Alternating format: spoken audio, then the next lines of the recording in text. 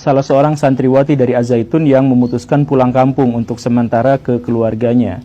Keluarganya mengira bahwa sikap anak ini menjadi agak lain, agak berbeda, agak menjauh dan tidak seriang seperti sebelumnya, sebelum masuk ke Az-Zaitun. Tapi mereka mengira bahwa kepulangan itulah yang menyebabkan ini tidak berlaku seperti seharusnya. Jadi mungkin ini kelelahan atau mungkin ini kebingungan karena sudah 3 tahun ada di Az-Zaitun. Jadi mereka tolerir saja itu. Tetapi ada sebuah tragedi di hari berikutnya, keesokan harinya. Jadi si anak itu, yang perempuan itu, dia celingukan, bingung gitu. Kemudian bertanya kepada ibunya, "Ibu lihat baju-baju saya enggak?" Kemudian si ibu ya seperti biasa saja bilang, "Barusan ibu cuci, karena kan udah kotor," gitu. Nah, si santriwati itu mendadak merah padam wajahnya, kemudian membentak ibunya, "Ibu berani-beraninya megang baju saya, kenapa bisa seperti itu? Ibu kan masih kafir, masih najis. Kok baju saya dinajisin sama ibu? Mana bajunya?" Diambillah bajunya yang ada di cucian itu, kemudian dibakar, gara-gara ibunya itu katanya masih kafir, masih najis. Si ibu tentu saja shock pada waktu itu, "Kenapa bisa seperti itu? Kamu dapat ajaran dari mana? Kenapa saya dikafir-kafirin? Saya ibu kamu."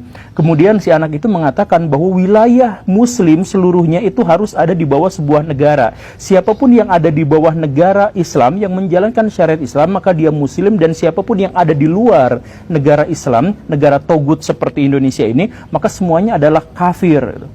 Si ibu nangis, si ibu panik, ngomong ke ayahnya, si ayahnya langsung nyari bantuan, dan cerita ini sampailah ke Pak Atian Ali Dai, seorang dai yang sangat keras, sangat tegas kalau urusannya adalah kemungkaran dan kesesatan. Mendengar cerita itu, Pak Atian Ali langsung membuat sebuah investigasi, mengumpulkan massa, cari informasi ke sana ke sini, dan akhirnya disimpulkanlah menurut Pak Atian Ali bahwa Az-Zaitun ini adalah pesantren yang merekrut NII KW 9, pesantren yang merekrut orang-orang untuk menjadi separatis, untuk membuat orang-orang mengkafirkan semua di luar golongannya, di luar kelompoknya. Lu kafir, dan mereka semua, orang-orang itu secara berkala masuk ke kampung-kampung, masuk ke kota-kota untuk merekrut anggota, untuk merekrut jamaah, untuk diambil uangnya, dan kemudian untuk dicuci otaknya. Mereka biasanya punya modus bahwa kalau kalian hidup di Indonesia, Indonesia itu kan tidak menjalankan syariat Islam. Kalau tidak menjalankan syariat Islam, berarti pemimpin Indonesia itu bukan imam kaum muslimin. Sedangkan di dalam Islam dikatakan bahwa orang Islam itu harus memiliki jamaah. Hanya itulah yang selamat. Jamaah itu dipimpin oleh seorang imam, yang tentu saja itu sesuai syariat. Kalau misalkan dipimpin sama presiden,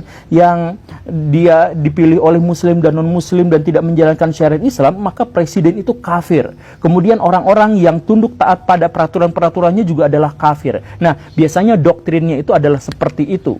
Nah, doktrin dari orang-orang yang seperti itu, yang saya percaya ada di antara baraya yang pernah bertemu dengan orang seperti itu dan mengajak baraya ke jamaahnya. Saya yakin ada di antara baraya yang seperti itu, karena memang masif. Nah, menurut Pak Atian Ali, markas besar dari kelompok ini itu adalah di Az-Zaitun, markas pesantren terbesar di Asia Tenggara.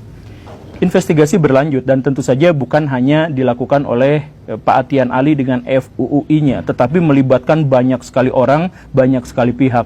Ada MUI masuk ke situ, ada NU masuk ke situ, kemudian banyak jurnalis, media-media, penulis buku, termasuk juga BIN masuk ke situ.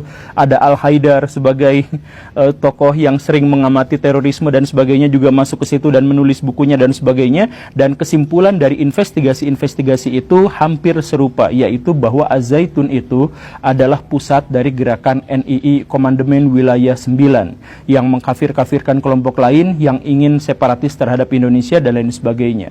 Pak Atian Ali di suatu kesempatan di Masjid Istiqomah Bandung itu berpidato sambil marah-marah, berorasi sambil bercucuran air mata. Saudara-saudara, bayangkan bagaimana seandainya saudara-saudara punya anak, dididik dengan baik, dikasih agama dengan baik, diberikan santunan, diberikan kebajikan, diberikan kasih sayang, kemudian ketika dia sudah dewasa, sudah besar, masuk ke pesantren dengan harapan agar dia menjadi orang yang baik, pas kembali dia mengkafir-kafirkan kita. Apa yang harus kita lakukan kepada orang-orang seperti ini? Apa yang harus kita lakukan kepada orang-orang yang mencuci otak anak-anak kita? Inilah kerjaan yang dilakukan oleh NII KW 9 yang ada di Az-Zaitun. Kita hancurkan mereka, kita lawan mereka, Allahu Akbar. Ya, seperti itulah pada waktu itu emosinya Pak Atian Ali setelah melakukan investigasi terhadap komplek Az-Zaitun. Dan sebenarnya dari manakah ideologi takfiri NII ini? Ya, banyak orang yang menyatakan atau menyebut atau yang mengambil kesimpulan bahwa NII KW9 itu sebenarnya adalah kelanjutan dari ideologi DITII Kartosuwiryo. Makanya adanya pusatnya di Jawa Barat, karena Kartosuwiryo dulu melakukan pemberontakan